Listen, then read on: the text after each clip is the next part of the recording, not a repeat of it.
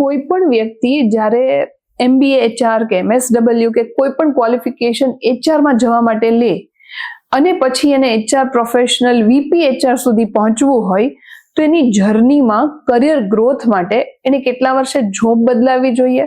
હું એક વસ્તુ ખાસ કહેવાનું પ્રિફર કરીશ કે જોબ બદલાવવા પહેલા બી જ્યારે આપણે પહેલી જોબનું સિલેક્શન કરીએ છીએ અથવા જ્યારે પણ હું જોબનું સિલેક્શન માટે જાઉં છું, હું એવું માનું છું કે મારા પોતાના માટે selection of the right job that is very very important.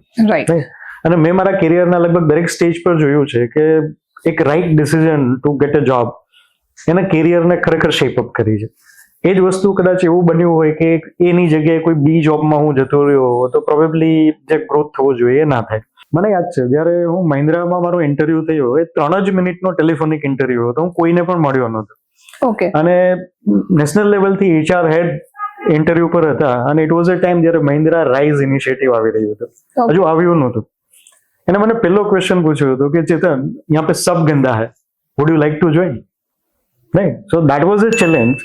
મને એવું લાગ્યું કે સબ ગંદા હે એક માત્ર ઓપોર્ચ્યુનિટી છે, કારણ કે કંપનીઝની અંદર જો બધું જ એસ્ટાબ્લિશ છે તો મારી જાતને પ્રૂવ કેવી રીતે કરવી?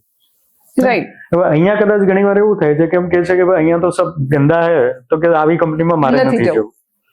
If you are not ready to take up the challenges તો આપણે કેવું એક્સપેક્ટ કરી શકીએ કે ભાઈ મને મારો રિવોર્ડ મળે અને ગ્રોથ મળે? So one is you should be ready to take up the challenge. એટલે ક્યાંક ને ક્યાંક જોબ રોલમાં ચેક કરો કે જોબ રોલ તમને રિક્વાયર્ડ ચેલેન્જ આપે છે કે નહીં.